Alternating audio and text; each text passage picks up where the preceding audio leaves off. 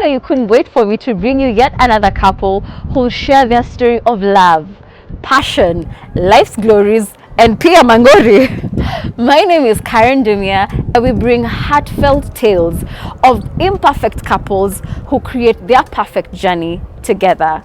This is KBC Channel 1, and find us across all social media platforms at KBC Channel 1.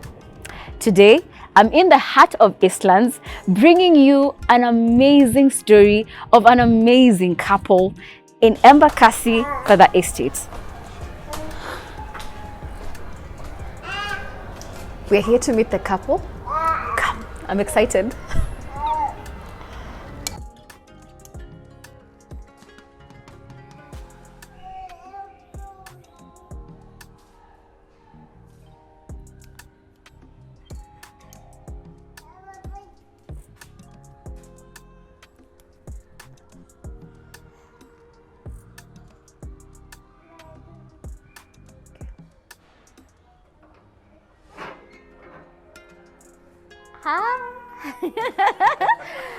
Hi. Welcome. Tusije tukulete wale wasichana wa airport wa nini alafu. Sasa uskasi. Zondo zinafaa kuwa zetu. So glad to be here. Karibu sana. Thank you. Also mngeta with that. Tunafaa kuwa tuko tu hii kitu mpaka ukae chini. I'm so glad to be here. Karibu. We are also happy to host you and to have you here. Unakunywaga uji ukingoja juice ama unafanya gani? Wow, thank you guys for hosting us so well here. I'm so honored and excited to be with you today and spend the day with you guys, and I've really enjoyed even just chatting with you off camera. And I want you guys now to tell us your names. Yeah, before we get into how you guys met. Yeah. Well, that's why you need to dance on Mwangi. Married to one wife, one woman who is a lady. And a husband, a husband of one, but also a father of one. Together we have this amazing boy. His name is King Kwanza Karani Mwangi. Yeah, and he makes us happy. He's just so charming. He is. Yeah, my name is Audrey Muhadia Mwangi. Married to Mwangi. Together we have this lovely boy called King. Yeah. Oh, King. Hi, King. Yeah. Unapenda wasichana. It's a good thing. It's a good thing.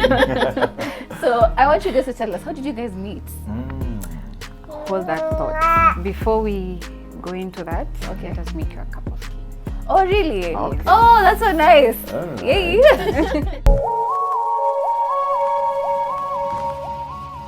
Oh, we are back and nimeletwa tea room. Tea room. And Audrey is making us some tea. So ukiulizwa hii stage gani ya show unasema hii tuko tea room. Tuko tea room. Tuko tea room, na hapa nimebeba King. King amesema nimshike kidogo. As we get to hear how you guys met, give us the tea before the main tea comes. The tea before the tea. Yeah, the tea before the tea. Sasa, hold my water.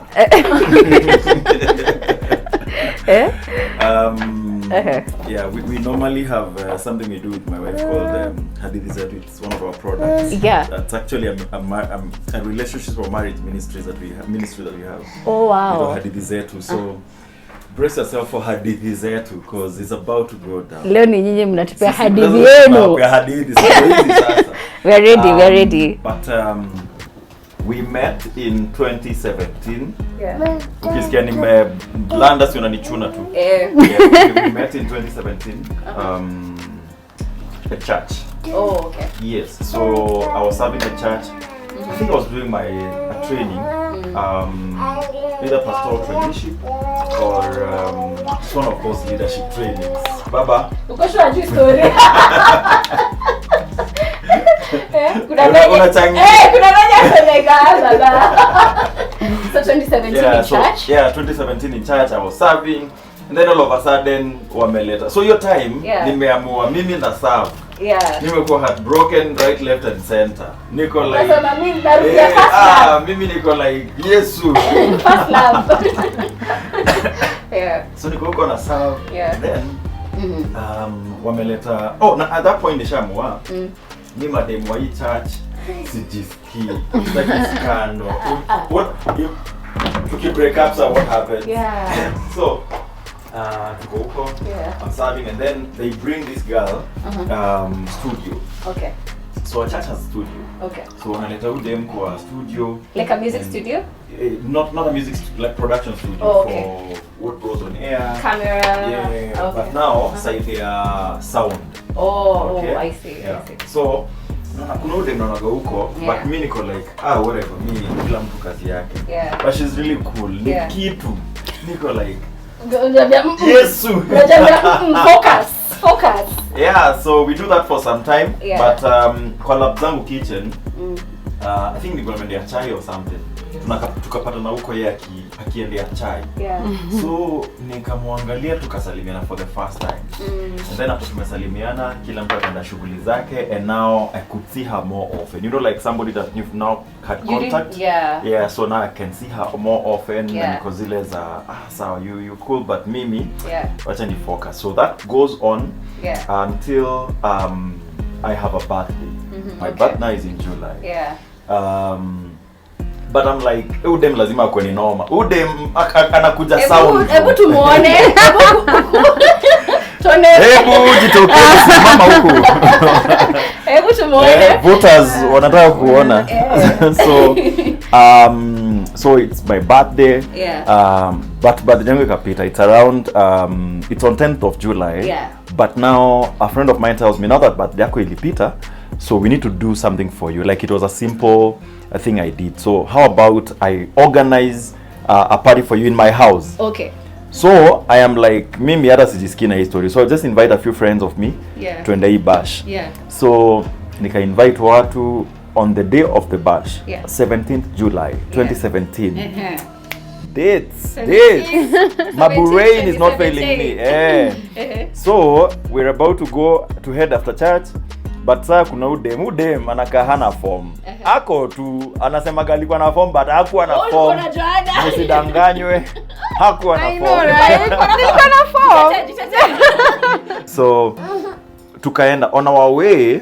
I think there was a conflict or something, and then I saw how she's settling that with my friend. Yeah. And we were like, hey, okay, uko sawa. You even have conflict. I know. Niko like, okay. Yeah. We go to the party. My friends and I, we are easy, we are all rowdy. Yeah. And then kwa hapa me chill. Sijui kama ni juni mgeni ama anakuaga tu hivyo, but I like it. Yeah. Party ends late, and then mimi I decide I'm sleeping over. So wase wanaishia. But on the gate nikamwambia, we do hivi, just ensure that these girls because they were younger than her, these girls are home safe. Okay, so she's like, okay, cool, no problem. But tukiendelea kuenda, she comes back and asks me, so unajua amefika home, nipatie namba. Niko like, wewe unanipenda, wewe unanitaka wewe. Niko like, wewe unanitaka wewe. But that was the first time I ever gave my number to a lady. How do I put it? Like for 3 years till that date, I had not given my number to any lady. I had just decided I am not sharing my contact with anyone unless it's professional. So hii story tu ati ni aje namba yako Z.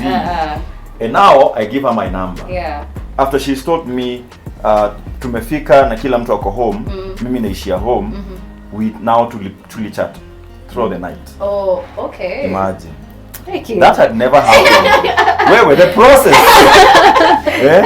So truly chat the whole night, and the entire night. And I think at around 3 a.m. boy, shout out to Kelly, akaniuliza Bruno na chat na nani? Niambia manzi, I think mimi nimepata. I think what? Hey, I'm just chatting innocently, like, just vibing too. I knew she was the one. Like I had never been here in a very long time, so I knew this was it. So I just told him, me I think nimewahi. What dem alikuwa bash, ndio tunabonga. That night we speak for a very long time. a very long time. Yeah. Tunaongea mpaka Mko na asubuhi and I'm kupanga. like, I sense hapa kuna ka seriousness, not like my past relationships. Yeah. Uni mtu na sense anajua ni nini anataka na ni wapi anaelekea. So I'm like, okay. Yeah. Let's go. Let's see. So at what point did you feel like, was it like after 1 month, 2 months? And then you guys decided, okay, you know what, we like each other and let's do this. How did that go? This one day I tell her, now we need to meet. And church was default for us because it was my happy space. So Yeah. I called her to church. We sat this one day, we listened to worship songs, kila mtu anasuggest zake. Then I paused and told her, you know, I called you here because I wanted to tell you something. I am interested in a long I would like to settle down with you in marriage. And I don't know what you think, but before you even answer, just know that this is what I'm pursuing. Then I was doing pastoral traineeship, so just know that after this training, this is what I'll be. And I hope you're okay with it. If you're not okay, you let me know. So nikauza sera, nikaekelea manifesto kwa meza, nikamwambia huo ndo mimi. Unaona? Are you in? Expect me change man. Yeah. Tu kidogo but nakuaga tu hivi. Unaonaje? And I told her because I had that vibe of let me pray, let me think about it. Nikamwambia, I know you're about to tell me that you want to pray about it. Can you tell us how you, on the other side, what are you thinking? I'm guessing you'd already like started liking him. Not exactly. Okay. I'm telling you, I was still in a space where I'm not sure if I want to get into a relationship, but this guy is giving me vibes of, you know, I'm different. Yeah, I'm not like that. So I'm in that space of thinking, is this something that I really want? Or is it a space I want to go into? And I'm like, okay, let me just hang around him and see what he's all about and get to know who he is. And then by the time I'm making a decision, it's not influenced by what I have been told, but what I have seen for myself. So when he dropped the manifesto, I'm like, oh, there it goes. There it goes. I wasn't ready. And I told him, come on a date 10, God. Senior Bishop sitaki. Bishop and above. So I was really intentional. I didn't want to just get into a relationship and get moving. So, Wow. So how long did it take you to Naweza kusaidia huyu ama uko sawa?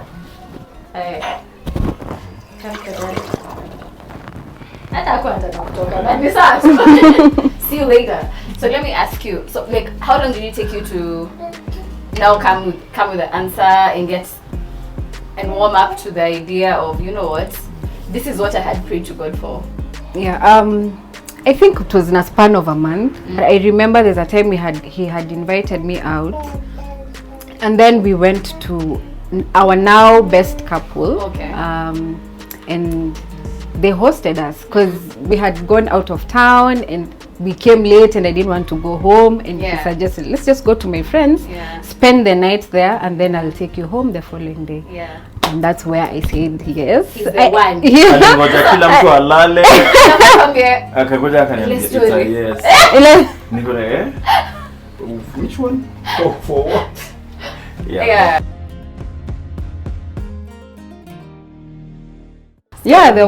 There was an engagement that I was completely unaware of.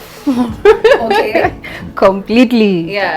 Nilitolewa huku Kenya, kavukishwa boda. Si mbali, Rongai sasa ni mahali pa kushinda si mbali, tulipananganya. So I remember even telling her, niko na mali nataka kupeleka out. Akaniambia, mbona niambia si unanipelekaga? Nikamwambia sasa hii nini out.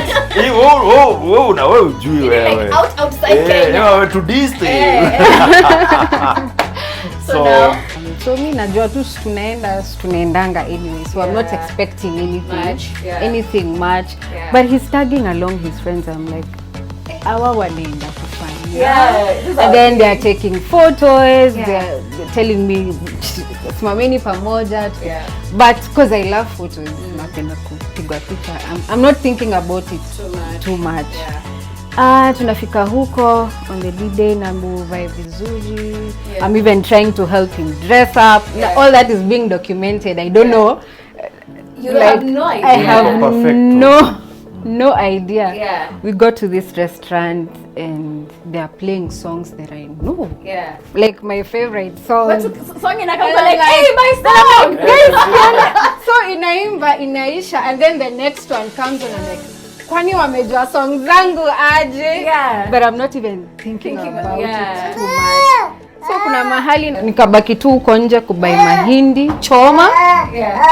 Hawa wakaenda huko kumaliza na mama. Kumaliza vitu zao. When I'm coming and I'm sitting down, watu tu wamekaa, like it's a normal restaurant setting, so I'm not even thinking about anything. Nakuja naona hapo ka swing and I'm like sinaweza, and I ask the waiter, sinaweza kaa hapo ni enjoy nipige picha, because of course cameraman is there, namwambia so kama nipige moja kama nimekaa hapa. So I sit and like him he comes from behind, simuoni, mimi niko huko napigwa picha, and when I turn like this, he's on his what? Like Grammys. Grammys. I need my flowers. You do. You know, actually, that one took me out. For sure. Actually, I'm thinking about it this way, that even her seeing that chat, like you guys had set it for her, and everything was just going according to scripts. This is the backstory, but before the backstory, this is the photo. Okay? Sawa. So now, this is where the story starts. She has no idea we are going to TZ. Tanzania. Yeah. So I organize with my friends and then I come and sell the idea. When I sell the idea, she tells me this time round, nisha organize photographer, nisha organize friends, etc. Tunaenda Mbogi. Akaniambia, but then this time round, how about tutafute shout out to Frank D photography. How about tutafute Frank D, tuende na yeye ndio tupige picha. Kwanza ni anatoa idea. Wako like, yes. Very nice. Well done, my friend. So who has the ring? Frank has the ring. Why? The photographer. Yes, why? Because if I have the ring and then tuende pale kwa mashini kuangaliliwa and then idetectiwe hata niuliza mbona kona and then itakuwa imeharibu history yote. Lazima you have to professor. Proposal with papel. So we cross over the border. We go where we're going at night. The following morning tunaamka, we're supposed to go to the following morning was a Saturday. That afternoon we go to the mall. There's one of the biggest malls hapo. We go to the malls and we're going to check the place. But guess what happens? Because nashangaa tutafanyaje akiwa? She disappears on us. And I tell my crew, you know what? This is the time. That's one thing. This is the time. We look for a restaurant. We go to a Chinese restaurant. She had told me that she really likes Chinese food and all that. So everything in India too. We find this Chinese restaurant. Kataini kiasi yake. Intimate. Iko na deko anapenda and everything. We have our music on the flash. And then we deal to book mpaka table, and then we are leaving the place. Guess who appears? She appears. Perfect. Nice. The following day is a Sunday. We dress up. I tell her to dress bahi nini. Frank is now doing cutaways. Niko like iko sawa Frank. Ema anifunga huko matai niko In the afternoon after church, we go to the same mall. Guess what happens? She remains on gate. Akinunua mahindi. Anapenda mahindi. Waingo. So tuko huko ananunua mahindi. And then gives an opportunity to go to the restaurant and like tell them to sasa cue the music nini. Mazi tukapata meza yetu ishachukuliwa. Kuna another couple wanakatiana hapo iko college. Sasa na hata hamna ring. So we got another arrangement. songs were playing, Yeah. and then we were just set. Yeah. She comes back. She comes to us. She Yeah, joins from us. the Mahindi. Yeah. Yeah.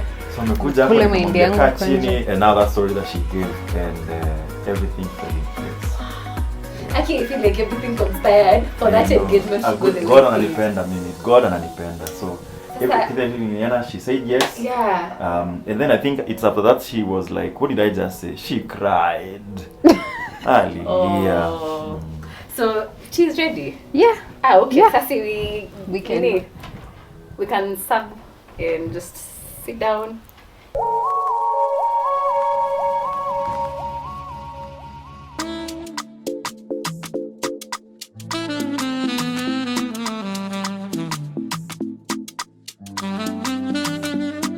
Now, the wedding, when did it eventually happen and how was it? 15th of August. To Yeah. 15 on the 15th. How did it And I happen? remember he has the backstory of the day. Yeah. I remember initially we were to do 15 or 30 people. Tulikuwa, when it was to be done in August, it was to be mtu nane, mwezi wa nane. Yeah, only 8 Such lean. Yeah, so it was pushed to a week later. later. And then we Yeah. decided mtu 15 on the 15th. 15. Because the government by then only Yeah. limited us to have 15 people. So that morning of, so we didn't change. When things changed, we didn't change. We still had our Russia separate and our wedding date separate. We decided it would still be at in the afternoon at 2 p.m. So that we have time in the morning to also, you know, prepare pole pole. And guess what happens when we are preparing in the morning? we have told people we had received a document that said, or rather somebody had told us that by the on the 15th limit now to 15. Imagine naona ni kama hata gava ishasema mnaweza kuwa minimum ni watu so Yeah. but muiweke under 2 hours. Tuko like so iko tu sawa basi. Okay, so you bring your ambia maanti wakuje, wewe na yeye ambia maanti wakuje ama close friends, but let's keep it 100 guys So on the day in the morning mimi na prepare naletewa a document that says your face ya so inaanza Tuesday. So leo ni Saturday ni 15. Yeah. So what do you do with all these other people when Start wako mahali Sagana Wamepanda gari wanakuja. wanakuja? What do you tell them to go back? We look for a lawyer. Yeah, tukaeka tu lawyer. Yes, kesi baadaye tutadeal nayo. So tulikuwa na lawyer standby on tuombe kikiumana. Yeah. Ujue wewe ndio utapambana. Mimi stoki kwa madhabahu ni kuja kudeal na wakarao. Wewe sort nayo.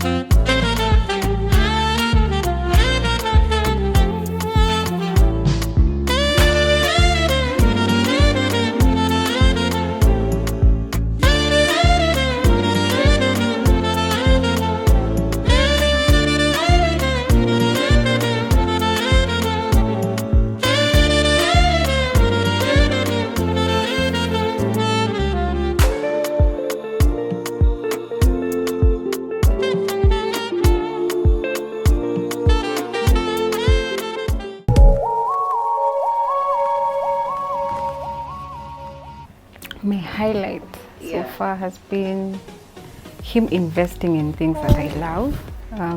Like he's very attentive. Like neza mwambia, I can say something in passing and the next minute naona ni surprise nayo, and that really gets me. This specific one, but it happened after we had gotten married. I am passionate about music, and I remember on the first birthday I had after we got married, he like organized, planned, got money and bought me something I had really wanted for a long time, like way back nikiwa mtoto. Ushaitamani kitu and unajambia guy, hii nikipata do nitajibaia, ama hii nitakuwa mkubwa nitajibaia. But I think he beat me to it.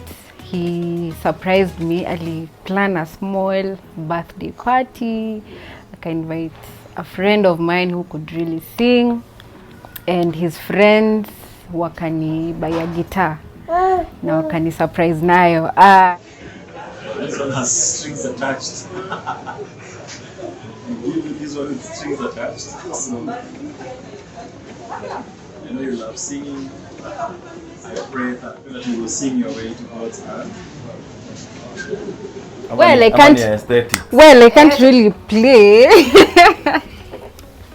Tutaiweka tu hapa ioneka. I can't really play. For sure.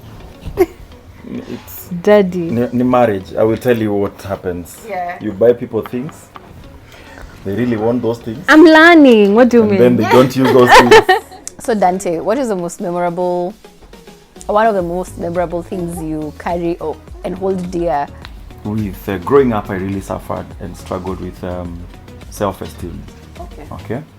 So, and then at some point, I realized that I'm actually losing hair. So I started doing a lot of caps. So, had she noticed? No, she had not noticed. So mimi I'm like nakuwa kipara, and then she's like, what? Which part? Because I can't see it. Yeah. So it's until I showed her that she took it, and she was like, oh, miata si kwa ini me notice. All this time I was insecure, thinking that she would judge me for that, but she was not even hooked. Yeah. But then she got me this kahat. Hey, it looks stylish. Hey, she got me this thing, and I was like, sasa wewe ndio umeweza. So I used to do this every time I'm feeling. I'm on a journey. I'm working on it. Yeah. But every time I would feel nikama it's not a good day. Yeah. I put it on, and it reminds me of somebody who really cares and concerned about my woundedness, and somebody who is concerned about just me feeling nice and me feeling okay. We're about to go on a break, and when we come back, we're going to hear from Dante and Audrey as they tell us about their trials in marriage, how the journey has been. But before we go, Dante had promised to give us, to serenade his forever bride with a song, and we want to give him that opportunity to do that. All right. Here we are Simbagi, but yeah, we'll try. So Ude, my wife, Baba, this girl, ni mrembo, ni mcheshi, mcha Mungu, mke kati ya wake, pendo lipo la niuma, pendo lipo la niuma. Nimeamua ndiye wangu milele, songa songa kando baba, na kuonya ngoja mambo mama, na kugoja ngoja mambo mama, na kugoja ngoja mambo mama, nasikia ukweli tu wazi nitasema maisha yangu yamebadilika, mkarimu, msema kweli, mwenye utu, mume kati ya wame, moyo wangu umependa, hey, nafsi yangu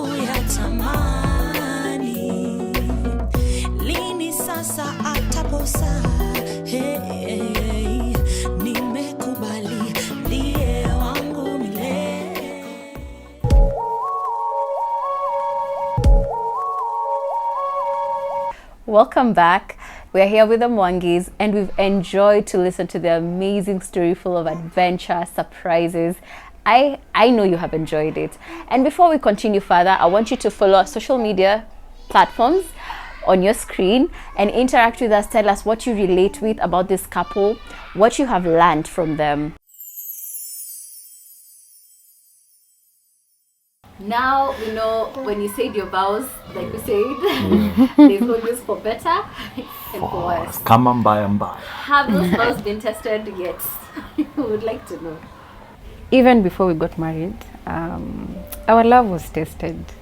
Like I had mentioned before, during the wedding season, I was a bit sickly. I was in and out of hospital. The day before my wedding, nilikuwa nimetoka tu hosi. Yani unatoka hosi, kesho unaamka uende go get married. And it went beyond. We got married, we went for honeymoon, and during our honeymoon nikakuwa mgonjwa, nikakuwa there's really nothing much we can do. So I feel like it was challenging, especially for him, because you've just married somebody's daughter.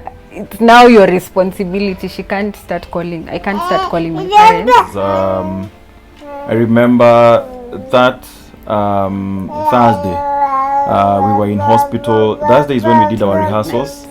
We were in the hospital. We left rehearsals and then she had to be rushed to the hospital. And we were in the hospital to around 1 a.m. in the morning. This is someone you're getting married to in like just a few hours. And then on the wedding day, somehow she managed. We did our first night. We went to where the honeymoon was now happening, and that was on Sunday. And now on Monday morning, she woke up sick. So what is happening is we have not been feeling well, and Audrey is in hospital. Okay, so that is what has been happening. Okay, yes. So as you pray, please remember us, and we are glad that you are part of this community, and we are glad that you are willing to continue the journey with us. So asanteni sana. We will have to go for now, but that's how things have been.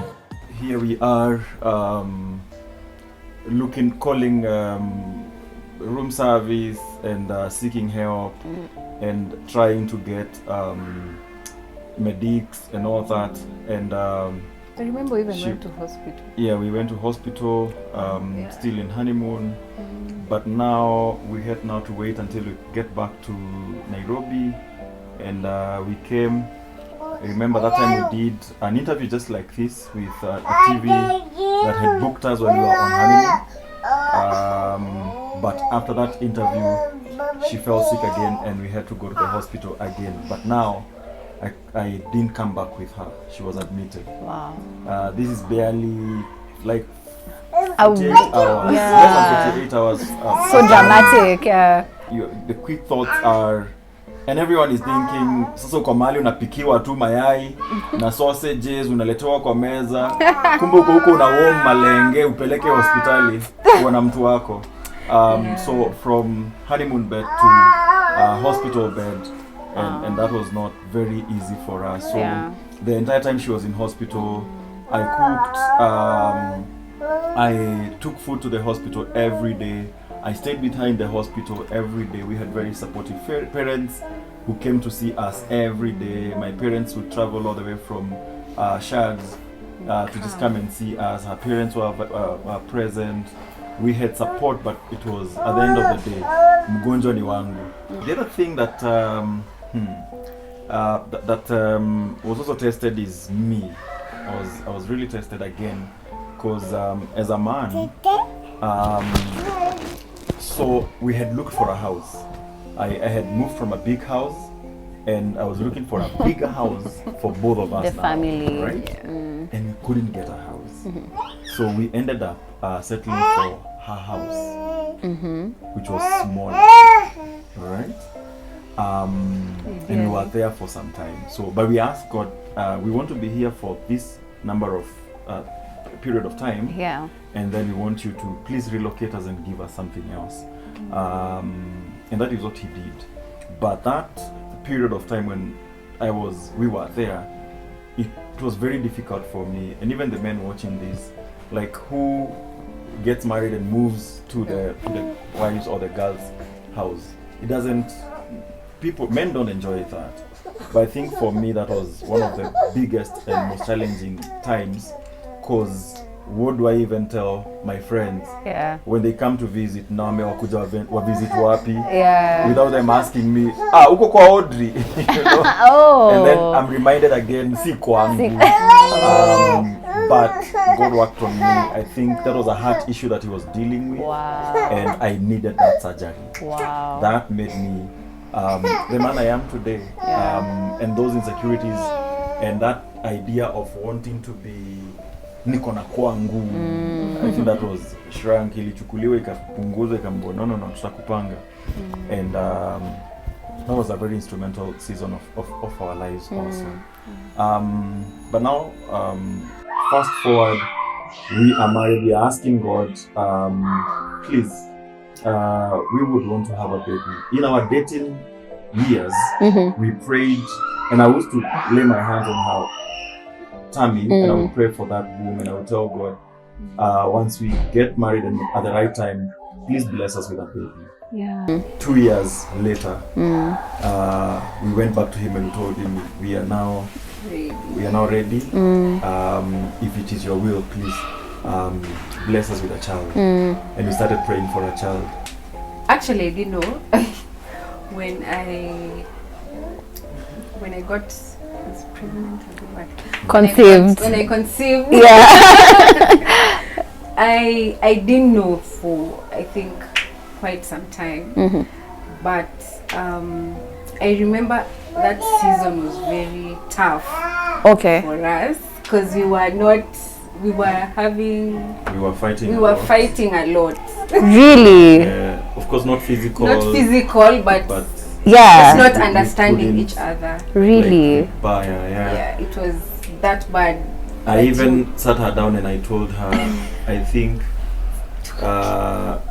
if this thing of us wanting a baby, as the leader of this family, I don't want to bring a baby into this mess. So nimeachana na hii story. No way. Yeah, nimeachana na hii story. Sisa, we are not ready. We are not ready to. Wait. Before guys, you're fast forwarding this because so you guys had actually a moment in time in the period where you're trusting God for a child, but then also already between the two of you, things. How are you able to, resolve things at that point? At that point, we were not able to resolve things until we found out we were expectant. So you had no choice. We had no choice. We sat down. Wow. And decided together to seek help. It was that bad where we couldn't solve it ourselves. So we decided we will go and see our senior pastor. Yeah. And I think it's a blessing that we agreed to do that. What is this one thing that you guys were able to learn through that moment of resolving the issues, and even having that third party step in and walk you through and maybe even give you different perspectives of how you're seeing the conflict? I think sometimes we are just too stubborn to seek for help. Okay. And you're thinking like, see me niko na makosa. Because at that time I would feel like, you are the problem. Yeah. Because I felt he's not there, he's not supportive, he's not. But you see, he's supporting in other ways. It's just that he's not supporting the way you want. I want him to support. Okay. And that really came out strong. Because the main issue for me was, you're not here for this family. You're not. But I'm forgetting when he's out there, there's something he's doing for the betterment of his family. Wow. So sometimes it's good to just sit back and look at you and ask yourself, how have I contributed for us to be in this situation? Wow. Yeah, so that was my turning point. Like, it's never about the other person. You need to look at yourself first.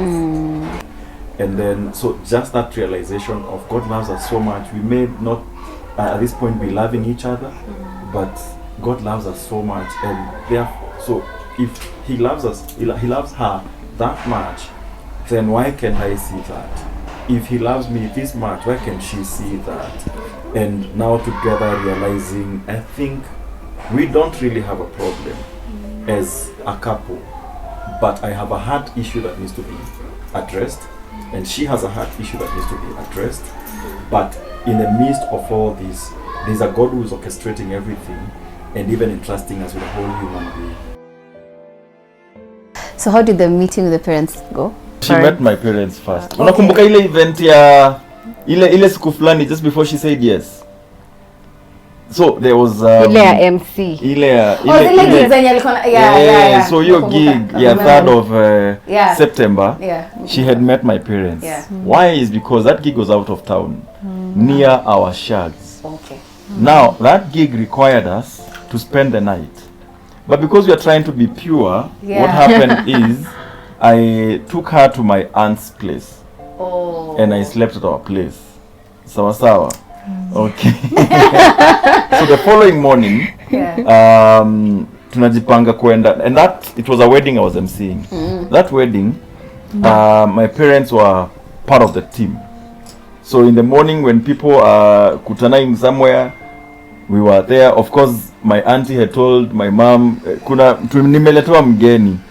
So tuko hapo, all of us, and I introduced her as a friend. As a friend. She has not said yes, so so that's how we did that. So she had met my parents there. It was now my turn to meet her people. How did that go? It was good.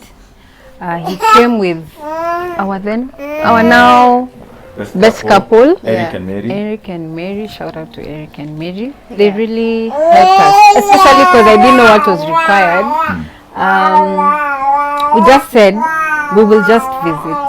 So he just came. It was not an official visit.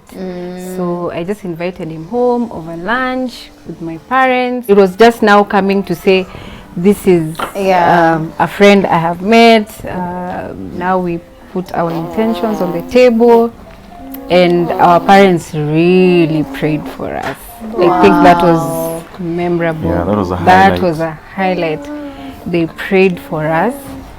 And then after, what else did they ask us to do? Because I remember. To now come with our parents. Oh yeah, he was now asked to come with his parents. Yeah. So now they were now coming to meet for the first time. Yeah. Both parents. Yeah. Yes, asanteni sana manze, KBC Channel 1 for just coming and spending the day with us. Tunashukuru sana. This was our story. We call it Hadithi Zetu, and here at the Hadithi Zetu we say marriage works, but ni works. Put in the work. Wow. What a love story, what a couple. Indeed, marriage works, but ni works. We can never forget the Mwangis with such an amazing lesson. Now, could you be a couple that is out there and you want to be featured on our show? Do reach out to me on my social media handles at Karen Dumia. Today, I'm going to leave you with a love song that Audrey has dedicated to the love of her life. I'll see you next week, same place, same time. Bye. Usingizi kanitoroka, moyoni nakesha ngoma, kwa subira nimengoja, penzi hili la thamana.